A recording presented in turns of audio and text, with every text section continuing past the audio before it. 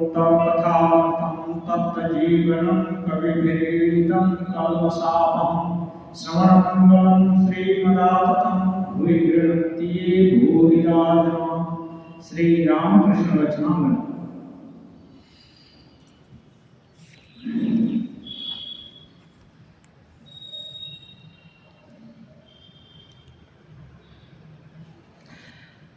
श्री रामकृष्ण देव अधर के मकान पर ईशान आदि भक्तों के साथ में बातचीत कर रहे हैं। प्रसंग चल रहा था ईशान के प्रति। श्री रामकृष्ण देव कह रहे थे वही चित शक्ति, वही महामाया 24 तत्व बनी हुई है। ये सिद्धांत वाक्य है, माने एक निश्चय करके दर्शन से उपलब्धि करके देखा गया है। मैं ध्यान कर रहा था, अपना बता दें। ध्यान करते करते मन चला गया रसिक के घर में। रसिक के घर में चला गया। रसिक मेहतर है, मैंने सफाई का काम करते हैं। मन से कहा अरे रह वहीं रह, अब तू चला गया रसिक के घर में, तू वहीं रह। किस लिए करें? माँ ने दिखा दिया उसके घर में जो लोग घूम रहे हैं वे बाहर का आवरण मात्र है। अभी सफाई कर्मचारी के घर में जो लोग भी रहेंगे उसी कैटेगरी के रहेंगे, तो लेकिन लोग उनको हेय दृष्टि से देखते हैं। हाँ, छोटा काम करते हैं सब, लेकिन सफाई का काम जरूरी तो है, लेकिन दृष्टि अलग हो जाती है। लेकिन रामकृष्ण जो बोल रहे हैं ठीक है, वहां गया तो वहीं रख, और वहां रख करके माँ देख रहे हैं, माँ दिखा रही है, ये सब केवल आवरण मात्र है। भीतर वही कुल कुंडलनी एक सठ चक्र, जो एक शुद्ध बुद्ध महात्मा के मन के भीतर में सठ कुंडलनी महाशक्ति बीजाकार रूप में विराजमान है, वही सबके अंदर है। एक ही कुंडलिनी शक्ति है, केवल जागरण के परिमाण में अंतर है। तो वही है, कहिए उनको छोटा या निम्न श्रेणी का समझना ठीक नहीं है। इसलिए जहां गए कोई बात नहीं, कहीं गए, लेकिन वहां केवल यही देखना है कि वही एक चित्त शक्ति का खेला है। जहां भी बन जाए वहां वही एक ही कृष्ण स्फुरण हो, तो क्या होता है? अपना इष्ट ही सब जगह दिखे, तब समस्या का समाधान होता है। क्योंकि इंद्रिय बहिर्गामी है, ये लोग जाएंगे ही, ठीक है, जाता है तो जाओ, लेकिन वहां उनको ही देखो, उनका ही स्पर्श, उनका ही चिंतन, उनका ही ये हो। एक पंचदशी में कहावत है ब्रह्माभ्यास, सब समय ब्रह्म का अभ्यास करना चाहिए। तो कैसे करना चाहिए? तत्चिंतनम, उसी का चिंतन हो, ब्रह्म का ही चिंतन हो। तत्कथनम, उनका ही कथन हो। अन्योन्यम तत्प्रबोधनम, कभी इस तरफ से कभी उस तरफ से, ब्रह्म ही खाना पक रहा है, ब्रह्म ही एक अपना एक दूसरा क्या विकार दिखा रहे हैं। जैसे भी हो, ब्रह्म का ही चिंतन करना है। इसके पीछे खाना पक रहा है, एक क्रिया हो रही है, इसके पीछे जो सत्ता है वो न पक रही है न पका रही है, वो निर्लिप्त है। कैसे? जैसे टीवी के स्क्रीन पर स्क्रीन निर्लिप्त है, वहां बम भी फूट रहा है, वहां मारकाट भी हो रहा है, वहां कितना तरह का कांड हो रहा है, लेकिन इससे स्क्रीन थोड़ा भी गर्म नहीं हो रही है, थोड़ा भी उसको कुछ और नाराजगी कुछ भी नहीं हो रही है। ऐसे ही जो ब्रह्म दर्शन सब जगह कर लिया है, जो कुछ भी व्यवहार हो रहा है, व्यवहार होता रहेगा, दिखेगा भी, फील भी होगा, लेकिन उस वो स्थायित्व तो बोध उसका नहीं होगा, तो स्क्रीन पर चल रहा है। ऐसे ही वो कह रहे हैं वह आद्या शक्ति स्त्री है या पुरुष। अभी उसका निर्धारण दो विभाजन जनरली देखा जाता है, कोई स्त्री है कोई पुरुष है जीवधारी में। तो वो आद्या शक्ति कौन सा चीज है? तो रामकृष्ण देव कह रहे हैं मैंने उस देश में देखा, लाहाओं के घर पर पूजा हो रही है, माँ के गले में जनेऊ दे दिया है। एक व्यक्ति ने पूछा माँ को जनेऊ क्यों? जिसके घर में पूजा है उसने कहा भाई तूने माँ को ठीक पहचाना है, परंतु मैं तो कुछ भी नहीं जानता कि माँ पुरुष है या स्त्री। एक ने पूछा माँ को जनेऊ क्यों दे रहे? पुरुष लोगों को पहनाते हैं, माँ को तो ये सब नहीं देना है, सिंदूर आदि देगा। तो बोलता है भाई लगता है तुम ठीक समझी माँ को, लेकिन मेरी तो आज तक माँ के प्रति निश्चित धारणा ही नहीं है कि माँ पुरुष है ना प्रकृति, इसलिए दोनों ही दे दिया। हाँ, तो ये है विनय कि नहीं जानते तो मान लिया, और जो पूछ रहा है वो भी नहीं जानता है, लेकिन उसका धारणा है कि वो पुरुष है। लेकिन माँ क्या क्या है माँ ही जाने, जब तक वो नहीं दिखा देंगे कैसे पता चलेगा। इसलिए जितने भी प्रकार से उनको सोचा जा सकता है, जो साधक सच्चा ये है, सच्चे दिल से जो माँ के तरफ आगे बढ़ने का कोशिश कर रहा है, वो तो हर ऑप्शन को खोज कर रखेगा कि माँ जैसी भी है। इसीलिए बोलते हैं यादृशाय महादेव तादृशाय नमो नमः, जैसे भी हो वैसे ही आपको नमन करता हूं, क्योंकि अपनी दृष्टि अल्प बुद्धि है, कम समझ है, इसलिए हम अनंत जो है उसको उसकी अवधारणा नहीं कर सकते। इसलिए अनंताय नमः, अनंत को प्रणाम। इस प्रकार कहा जाता है कि महामाया शिव को निगल गई। हाँ, माने शिव को निगल गई माने आवृत कर लिया। माँ के भीतर षटचक्र का ज्ञान होने पर शिव माँ की जांघ में से निकल आए। फिर शिव ने तंत्रों की रचना की, माने माँ के अंदर छुप गए और फिर माँ की इच्छा से निकल भी आए और फिर तंत्रों की रचना की। हाँ, माने मातृ जो ये है उनका जो आद्या शक्ति है, शक्ति पुरुष और प्रकृति के ऐश्वर्य का वर्णन हो रहा है। पुरुष को भी ढक लेती है, फिर पुरुष धीरे से निकल भी आते हैं और फिर आकर के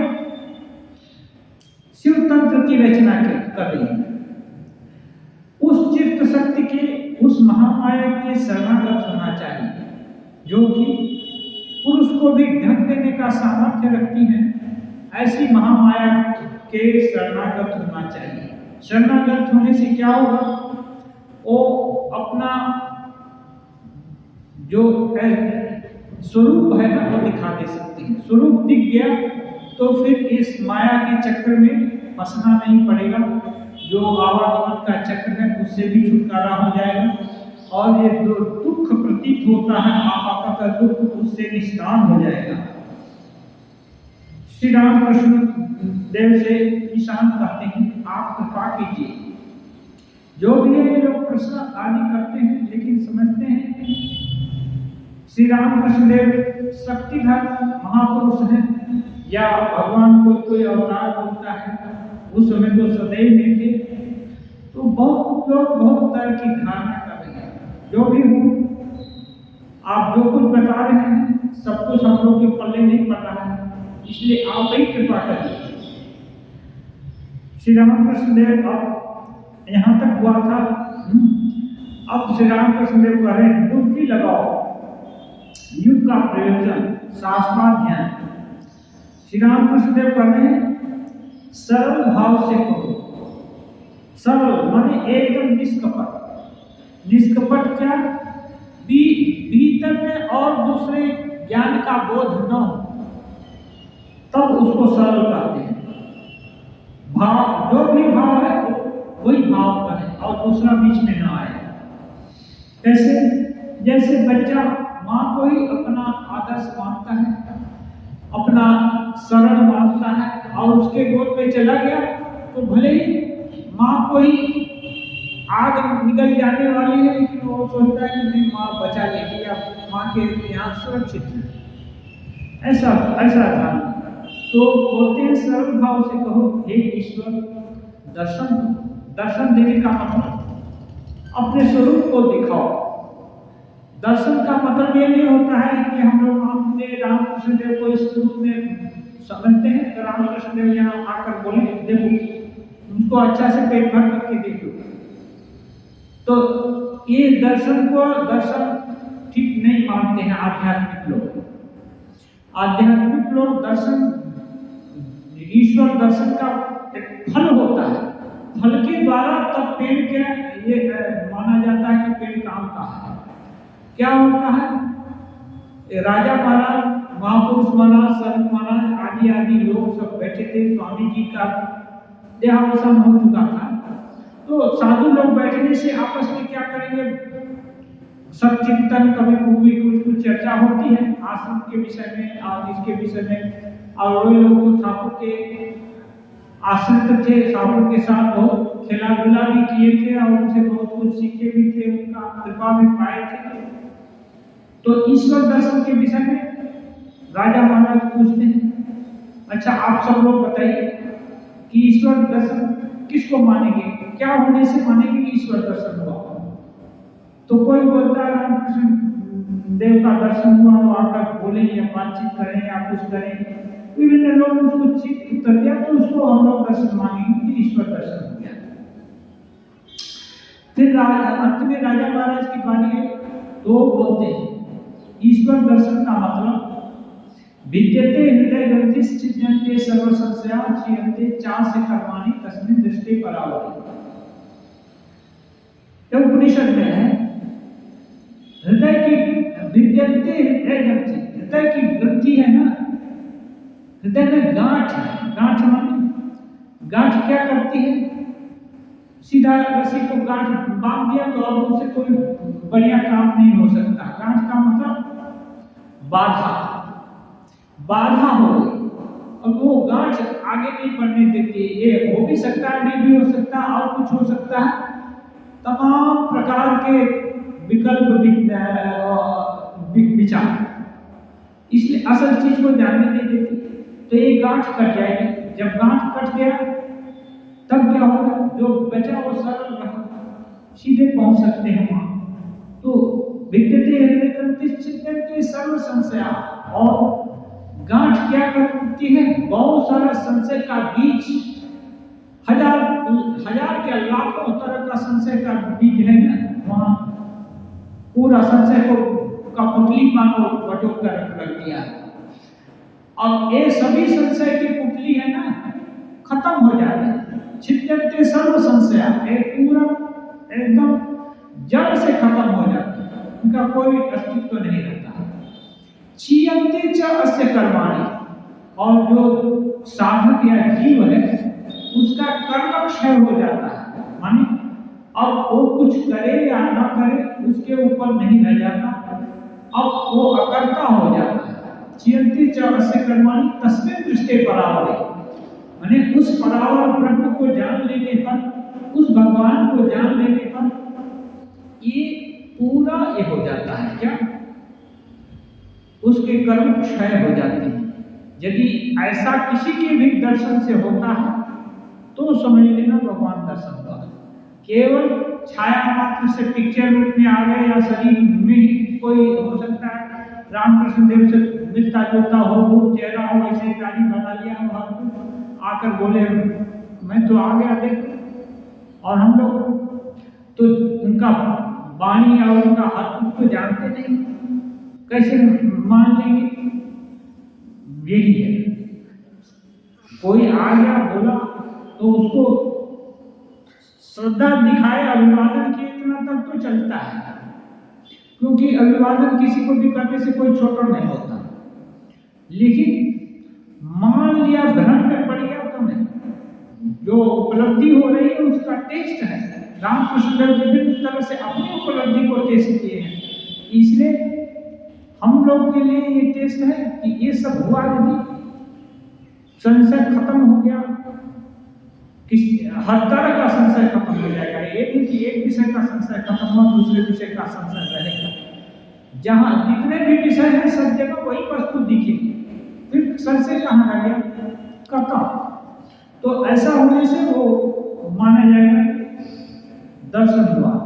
तो रामकृष्ण देव बोलते हैं दर्शन दो और रो, रोना पड़ेगा। रोना माने क्या, मिर्चा उर्चा लगा लिया या कोई चीज लगा लिया और तो अपने से रुलाई आ जाएगी, दर्द भी होगा।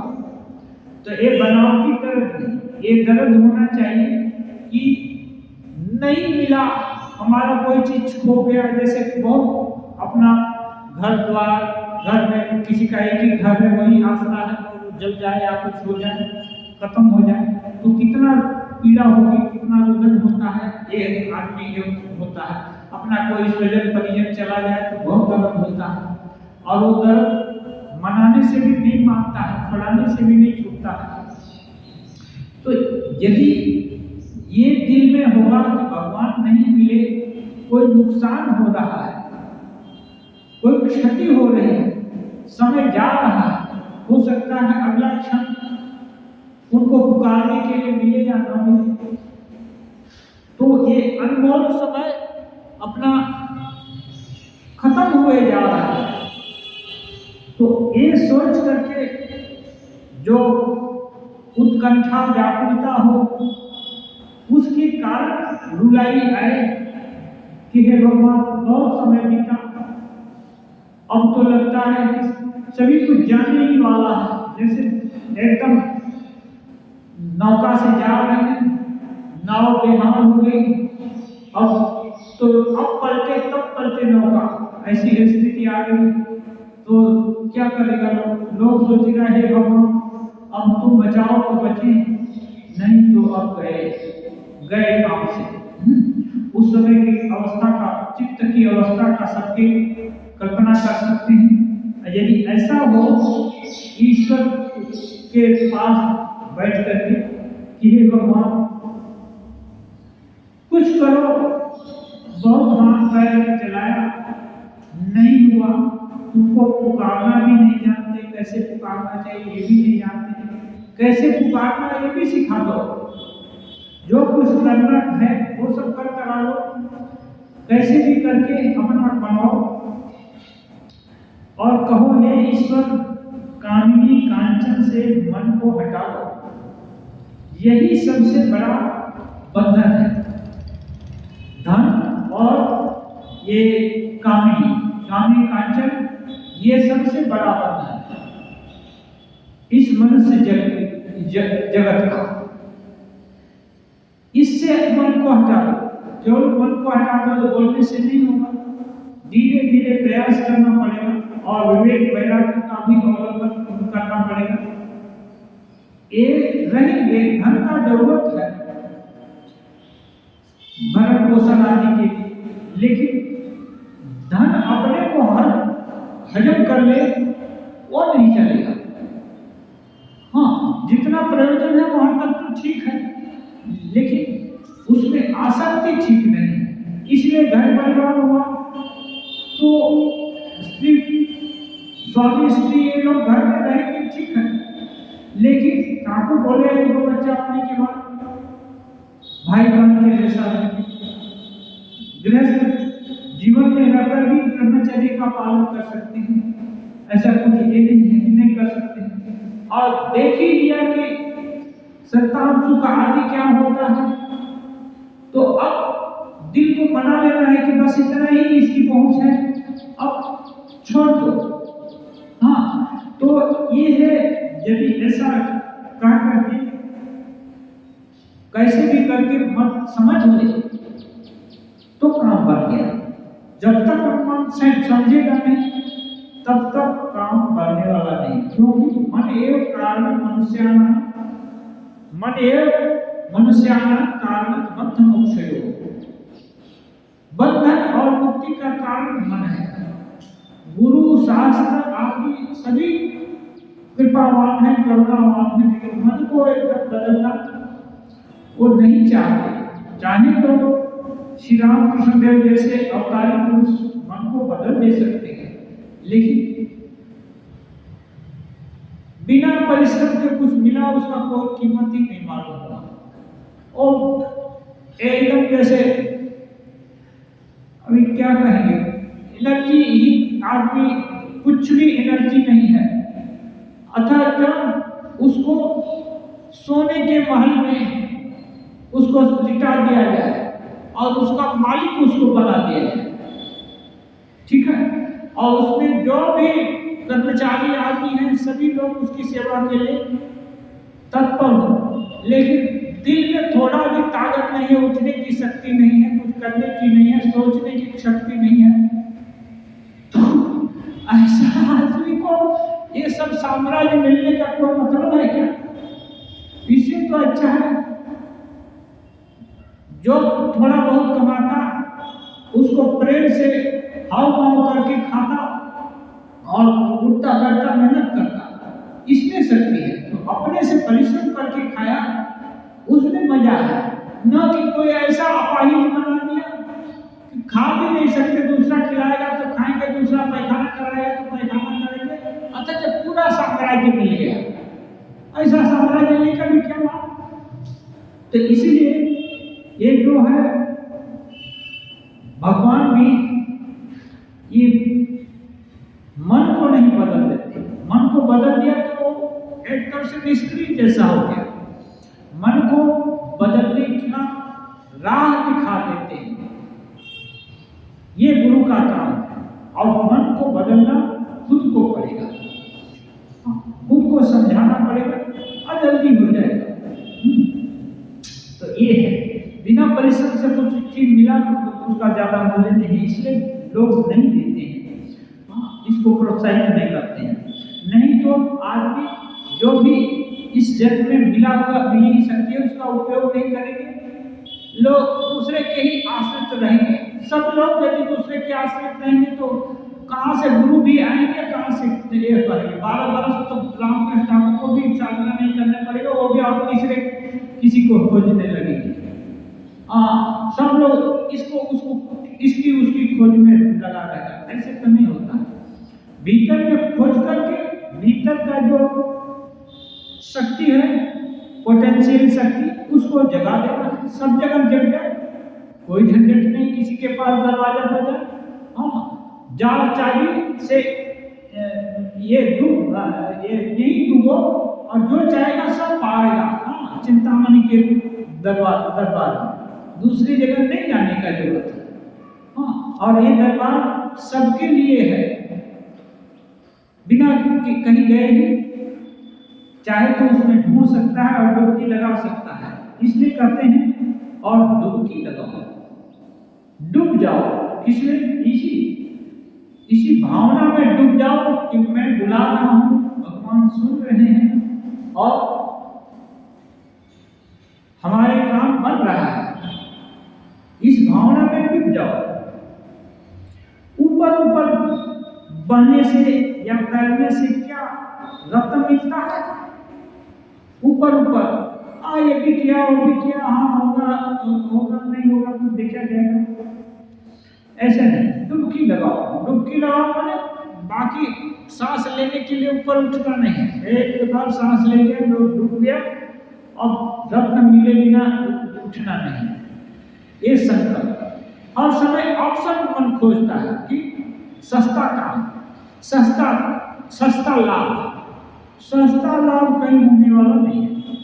इसलिए जहां दिशा निर्देश मिल गया और मन जान गया थोड़ा कि नहीं यहाँ खोदने से पानी मिलेगा, तो बस आंख बंद करके वहां खोदते रहो, चाहे जितना भी मेहनत है, तब तो पानी मिलेगा। इसलिए बोलते हैं डुबकी लगाओ, माने एकदम उठ पड़ करके उसी में लग जाओ, डूब जाओ।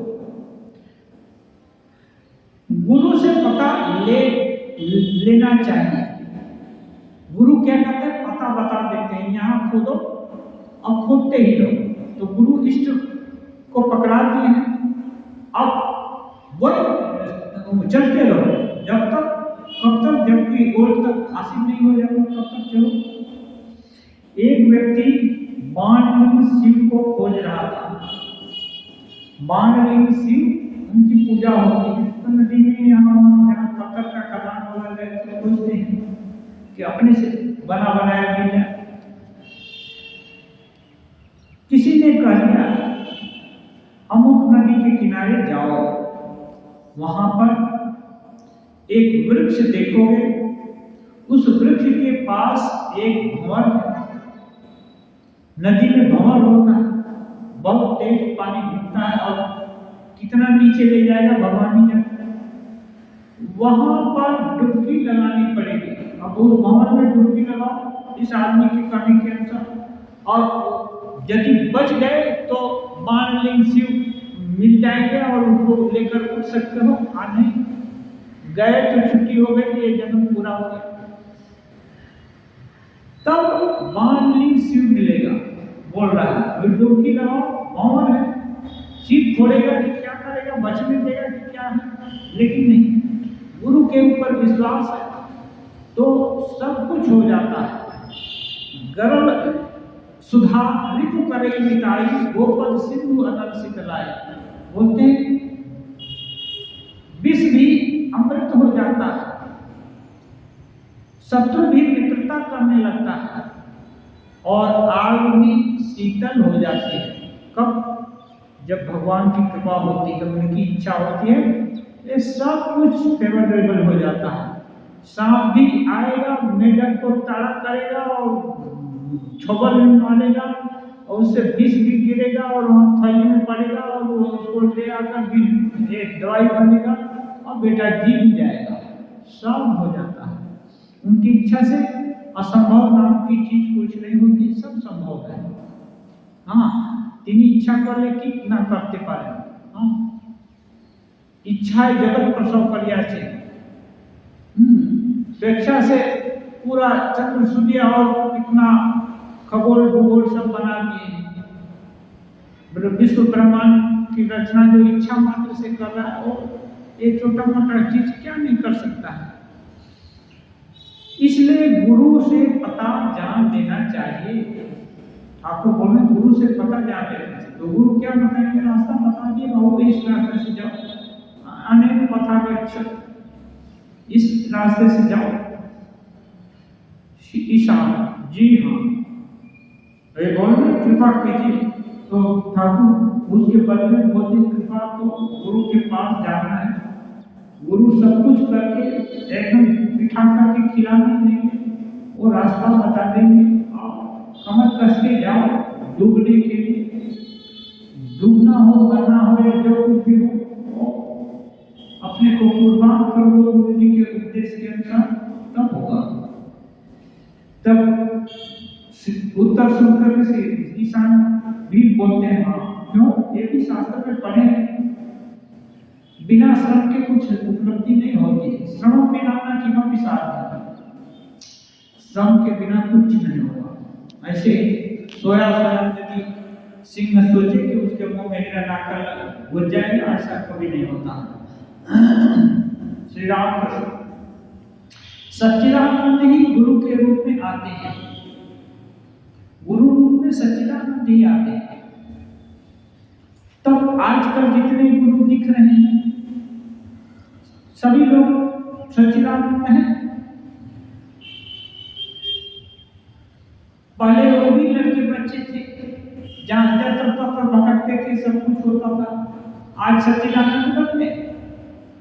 जो नहीं था वो नहीं हो सकता है, जो है था वही है वही होगा, दूसरा कुछ नहीं हो सकता। तो क्या था, पोटेंशियल जो शक्ति थी उसी का आवरण हट गया, था नहीं था तो फिर नहीं हो सकता। इसलिए इच्छोलित पोटेंशियल डिवाइन बोलते हैं, ये भी ठीक है। तो सच्चिदानंद गुरु हो सकते हैं। कहने का मतलब जो भी गुरु रूप में है वो वो मानना है कि उनकी करुणा। अच्छा, गुरु क्या करते? गुरु का फंक्शन क्या है? शिष्य को रास्ता दिखा देना, अज्ञान से प्रकाश के रास्ते पर ले ला देना, ये तो काम है गुरु का। बाकी तो अन्य जो खाते पीते सोते हैं, ऐसे गुरु भी खाते पीते सोते हैं, वो मानता नहीं। तो ये जो रास्ता दिखाने का काम है, ये सच्चिदानंद की करुणा से ही होता है। तो मानना है कि जो भी गुरु हुए हैं वो सच्चिदानंद ही प्रेरित कर रहे हैं या शक्ति दे रहे हैं, उसके कारण वो ज्ञान का वितरण कर रहे हैं। तब इतना जब भरोसा हो गया, तब उसमें शिष्य का रुचि होगा और शिष्य लगातार आगे बढ़ने का चेष्टा करेगा। कहते हैं मनुष्य गुरु से यदि कोई दीक्षा लेता है तो उन्हें मनुष्य मानने से कुछ नहीं होगा। सोचा बोल रहे हैं मनुष्य गुरु, अब बोल रहे हैं सच्चिदानंद गुरु बोले वही गुरु के रूप में आते हैं, लेकिन सच्चिदानंद को बैठे रहेंगे, सच्चिदानंद जब आएंगे तो दीक्षा देंगे तो हम आगे बढ़ेंगे। तो ऐसा बहुत उन्नत साधक होगा उसी के जीवन में हो सकता है, सबके ऐसे नहीं हो सकता है।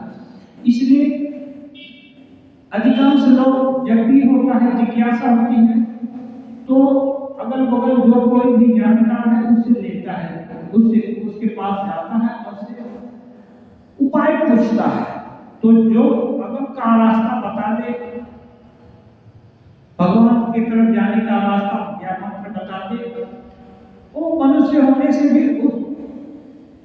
उसको मानना पड़ेगा कि एक मनुष्य नहीं है हमारे लिए तो सच्चिदानंद की प्रेरणा से सच्चिदानंद ही एक के रूप में हमारे ऊपर कृपा कर रहे हैं। यदि ऐसा मान लिया तो शिष्य का कल्याण होगा।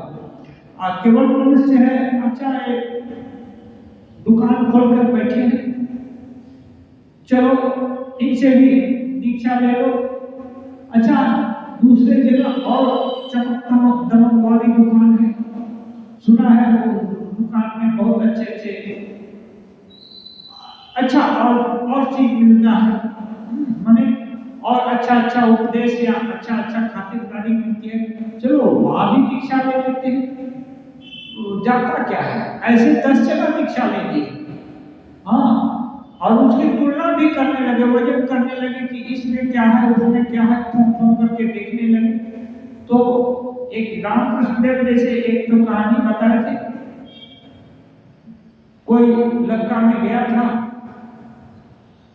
उसको इधर आना था इस पार भारत भूमि पर, तो कैसे जाएगा? तो विभीषण बोला कि अच्छा एक चीज हम तुम्हारे इसमें कपड़े में बांध देते हैं और तुम आराम से समुद्र के ऊपर चलते हुए चले जाओगे, तुमको कुछ नहीं होगा, लेकिन खबरदार इस पुतली को खोलना मत। कपड़े में बांध देते हैं और उसको खोलना मत, जब तक समुद्र में जा रहा है तब तक नहीं खोलना, तो उसके बाद जाने के खोल सकता।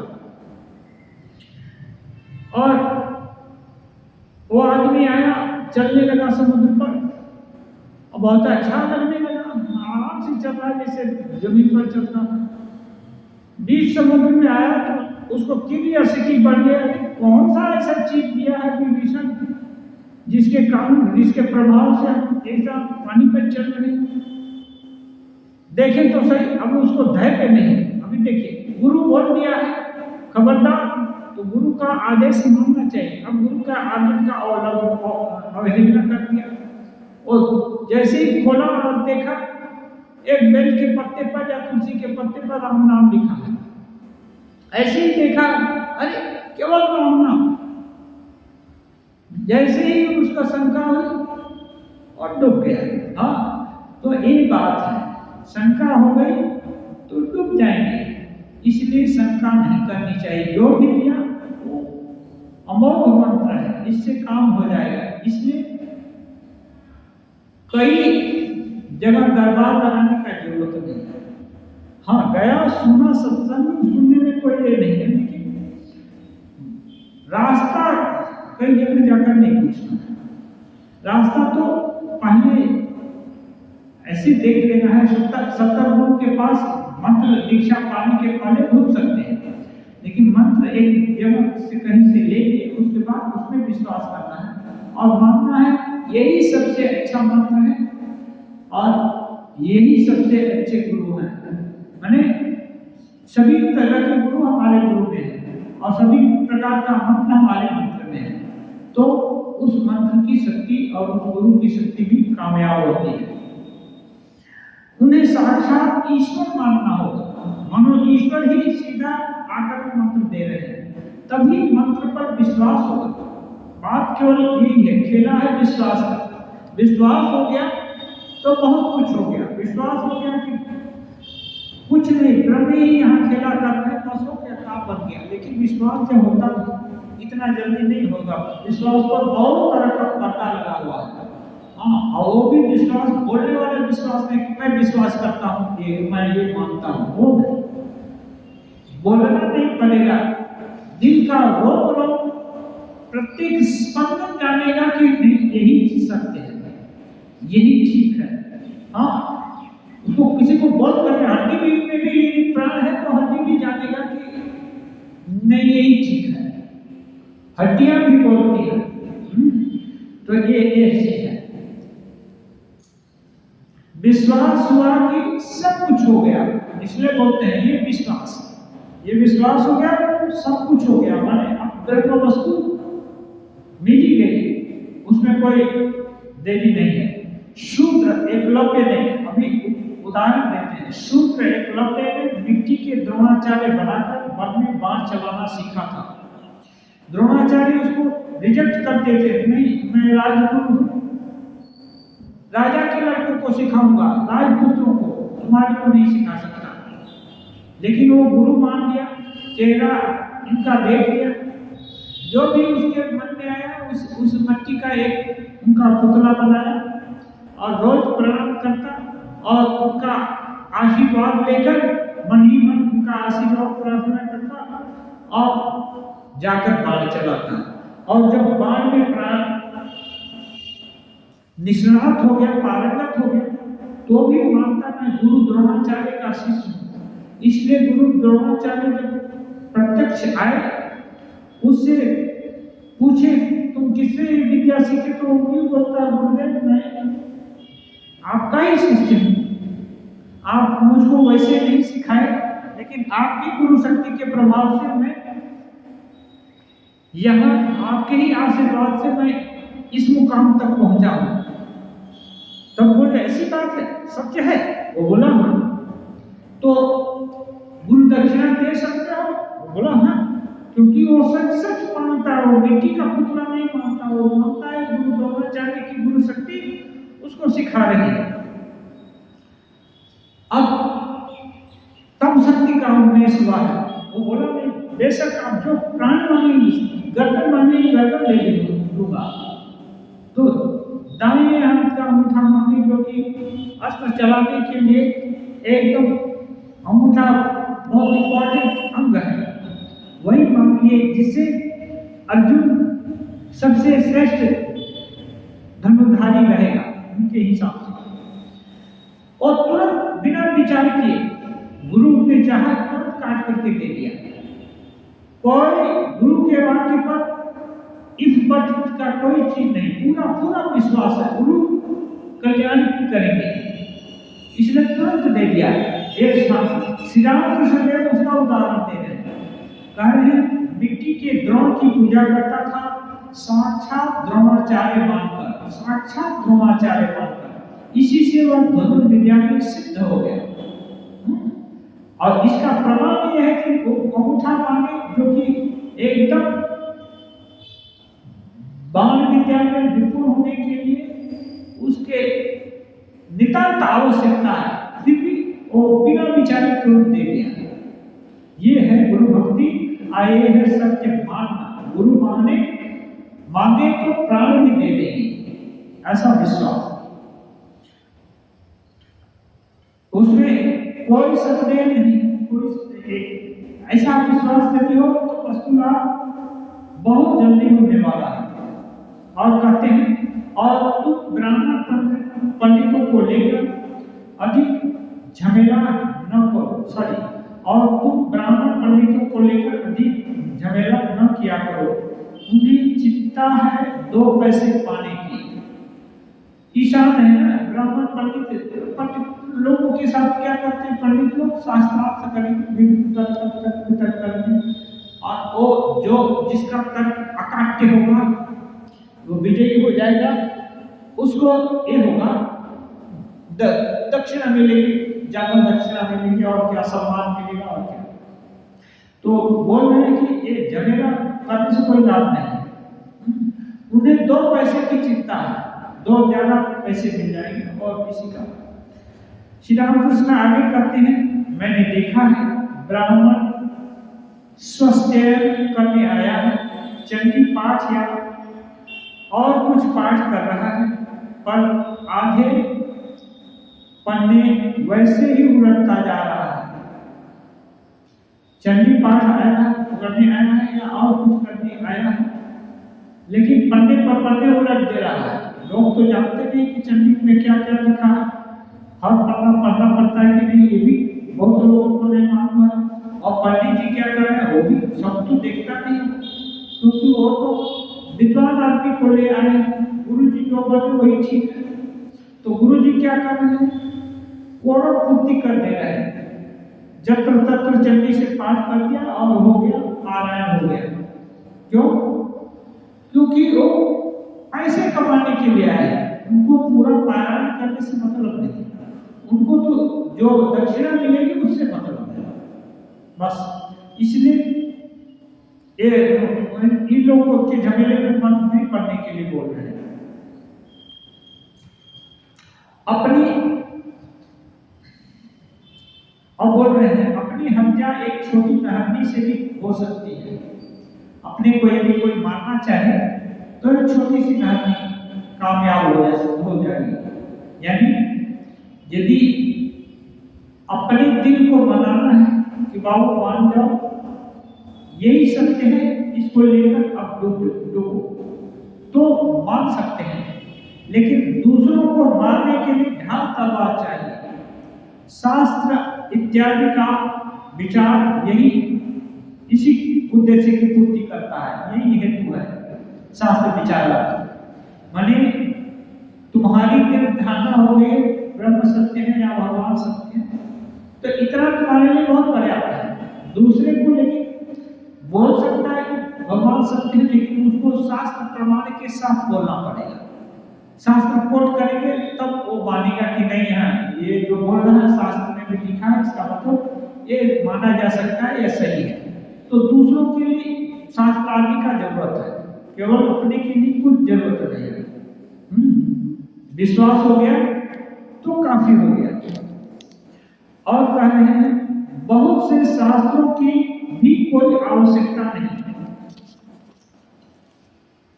बहुत सा शास्त्र है, बहुत अनंत पारक किल शब्द शास्त्र, शब्द शास्त्र है अनंत पारक, माने अनंत ही है। किल शब्द सारक अनंत पारक किल शब्द शास्त्र, सारक तो ग्राह्य। इसलिए जो कोई भी शास्त्र पढ़ा उसका सार ग्रहण करने का क्षमता ग्रो करना पड़ेगा कि सार ग्रहण करेंगे। सारम तत्वग्राह्य अपास्य फल को, जो उसका बहुत सारा भूमिका आती है, जो कि स्ट्रा के रूप में होता है, बिचाई के लिए भूसा के रूप में होता है। माने वो सुने तो भी ना सुने तो भी कोई बात नहीं है। ऐसी चीज को मन में स्थान नहीं देकर कि इस हाथ से खाएं कि उस हाथ से खाएं, कि इस हाथ से उठाएं कि उस हाथ से उठाएं, कि इतने मिनट पर उठाएं कि 2 मिनट बाद उठाएं, कभी ये सब गुणा भाग इतना जरूरी नहीं है। असल जरूरी है उन पर विश्वास होना, तो इसलिए उसका भी जरूरत नहीं है। बोल रहे हैं कि बहुत से शास्त्र पढ़ने की कोई जरूरत नहीं। यदि विवेक न हो तो केवल पांडित्य से कुछ नहीं होता। विवेक चाहिए। विवेक का मतलब विवेक है नित्य कौन सा चीज है उसको तुरंत, माने नित्य क्या है, जो चिरस्थायी है। सार वही होता है जो रहता है, जो रहेगा नहीं वो सार नहीं है। जो खत्म हो जाएगा वो क्या सार है? जो ज्यादा दिन तक रहेगा किसी चीज का वही सार है। जैसे लकड़ी में बोलते हैं सार लकड़ी है। सार लकड़ी माने एकदम भीतर बीच में एकदम लाल या एकदम मैच्योर होता है, काला जैसा होता है, उसको बोलते हैं। वो सैकड़ों साल तक मिट्टी में गाड़ने से उसको कोई पोका भी नहीं खाता, क्योंकि वो थोड़ा भी डेकोरेट नहीं होता, वो लोहे की जैसा होता है, इसलिए उसको सार बोलते हैं। सारम तो ग्राह्य। ऐसी जो सार को गहन करने का क्षमता रख लिया वो विवेकी होगा। तो रामकृष्ण देव कहते हैं विवेक नहीं होने से पांडित्य से कोई ज्यादा लाभ नहीं है। बहुत रेफरेंस जानते हैं, यहाँ से भी कोट कर देंगे, वहां से भी कोट कर देंगे, जरूरत लेकिन अपने लिए कुछ भी नहीं कर पाएंगे। उनको कोई प्रेरणा नहीं मिलती है। एक तो बात दिल में लग गया कि जीवन बदल जाता है, लेकिन वो रात दिन कोट कर रहे हैं, फिर भी जीवन को जैसे का तैसा ही है, कोई परिवर्तन नहीं हो रहा है। इसका मतलब केवल कोरा पंडित है। सठ शास्त्र पढ़कर भी कुछ नहीं होता। जो 6 दर्शन है, न्याय मीमांसा, ये सब पूरा पढ़कर भी कुछ नहीं होगा, वस्तु लाभ नहीं होगा। केवल यही होगा उसे 2 पैसे ज्यादा कमा सकते हैं। इसलिए कहते हैं निर्जन में एकांत में गुप्त रूप से रो रो कर उन्हें पुकारो। गुप्त रूप से माने एक सबको दिखाने का जरूरत नहीं है। मन में मन में कोने में रोने के लिए बोलते हैं। रो रो करके उन्हें पुकारो, वे ही सब कुछ कर देंगे। यदि उनकी कृपा हुई तो वे सब कुछ कर देंगे और कुछ भी करना नहीं हुआ। जैसा कि श्री रामकृष्ण देव के खुद के जीवन में हम लोग देखे हैं, उनको जिस जिस की जरूरत है, जिस जिस गुरु की जरूरत है, सब गुरु उनके पास आए। इनको गुरु खोजने के लिए जाना नहीं पड़ा। बेड़ा बांधने के लिए रस्सी चाहिए, लकड़ी चाहिए, सब कुछ अपने से आ जा रहा है। हर चीज जुगाड़। योग क्षेम वहां में योग क्षेम जो भी जरूरत है सब जुटा देते हैं। जो कुछ रक्षा करने का है रक्षा भी करेंगे। इसीलिए पानी हाटी में एक बार फंक्शन हुआ मथुर बाबू, तब श्री रामकृष्ण देव का शरीर उतना अच्छा नहीं था, तो मथुर बाबू बोले हम 2 हमारा लठैत है ना, मजबूत आदमी 2 भेज देंगे, गार्ड करेगा आपको, हाँ, रक्षा के लिए। ठाकुर बोलते हैं अरे यदि तुम ये सब को भेजेगा तो माँ को पुकारा है उसका क्या होगा? माँ से भी ज्यादा वो लोग तगड़ा है क्या, शक्तिमान है क्या? जिसकी माँ रक्षा कर रही है उसको और रक्षा की क्या जरूरत है? वो और ज्ञान की क्या? केशव बाबू का एक चेला लोग आया, ठाकुर को बोलता है केशव बाबू का अमुक ज्ञान है, तमुक ज्ञान है, तो ठाकुर गाए थे। हाँ, ऐसा फल पाया कि जीवन सफल हो गया। फिर अन्य फल का काम क्या है, ऐसा करके एक गाना गाया ठाकुर। हाँ, वो लोग समझा कि नहीं समझा उनको मालूम नहीं, लेकिन सुन तो लिया। फिर जाकर केशव बाबू को बताया कि हम लोग ऐसा बताए, लेकिन वो साधु है ना ऐसा बोला। ये सुनते ही केशव बाबू तो थोड़ा उन्नत ये थे, साधक थे, उनके दिल में तुरंत लग गया। उसके बाद से ठाकुर के पास आने लगे। शुरू में नहीं आए थे, उसके बाद वो आने लगे ठाकुर के पास। हाँ, ऐसा फल पाया कि जीवन सफल हो गया। और अन्य फल का क्या काम? ठाकुर एक गाना है बंगला में, वो भूल रहा है, तो इसको सुन करके केशव बाबू का दिल में लग गया कि यार ऐसी बात है। तब तो वो लेकिन उनके चेले चपाटी नहीं समझ पाए। तो जिसके दिल में है कुछ सार, उसमें स्पंदन होता है ना। सब जगह एक ही चीज सुन करके नहीं होता है। शिव ज्ञान से जीव सेवा सभी लोग सुने, लेकिन नरेंद्र नाथ भी एक ऐसे धुरंधर थे जो कि बाहर आकर बोलते हैं कमरे से कि चांस मिला तो सारा दुनिया को बताऊंगा। और इसी के लिए रामकृष्ण मठ मिशन का इतना ब्रांच अभी हो गया है, 300-350 हो गया है, और कितना होगा। बात में इतने को ही बताने के लिए कि शिव ज्ञान से जीव सेवा भी एक रास्ता है, जिसको कि घर में भी किया जा सकता है, बाहर भी किया जा सकता है, सभी जगह किया जा सकता है। ये भी एक रास्ता है। तो इसके प्रचार के लिए सब एक ही। तो स्पंदन सबके हृदय में नहीं होता है। जिसके ये होगा, जिसके दिल में सार है उसको हो जाता है। कहते हैं